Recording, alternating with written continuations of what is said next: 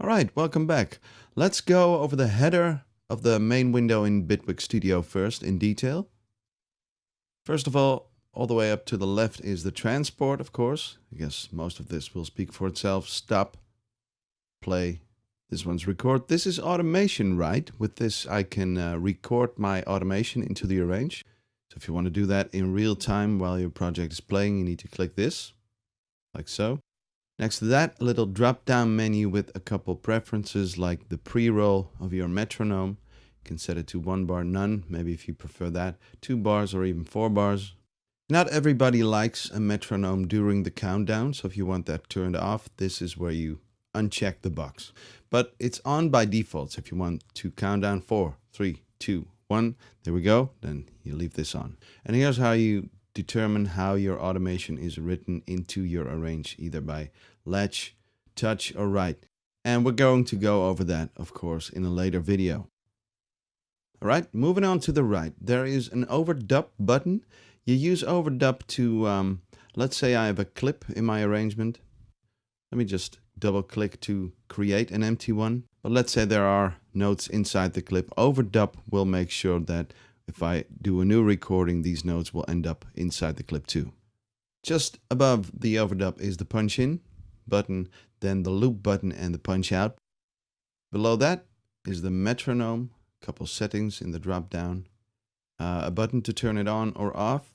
These settings, you can set the level of the metronome, and if you wanted to play the ticks in between the fourth notes, you can turn that on or off too.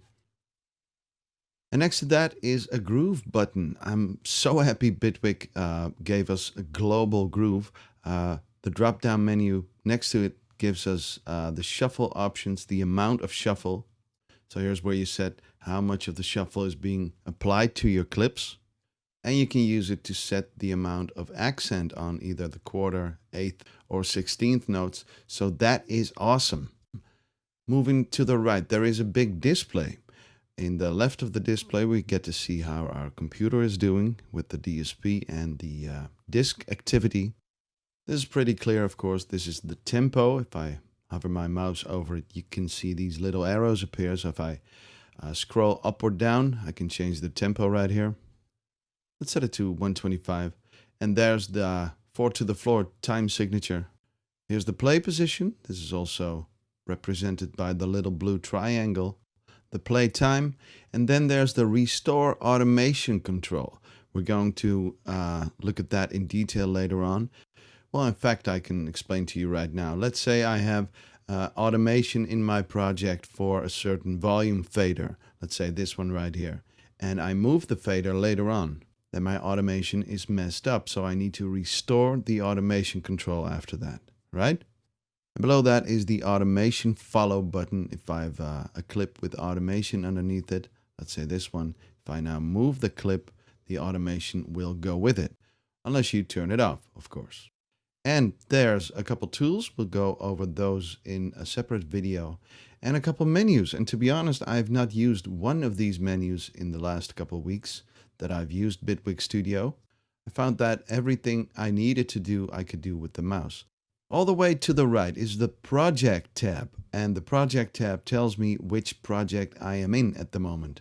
And what I mean is, let's say I create another project. If we go back to the right, you'll see Untitled, Untitled.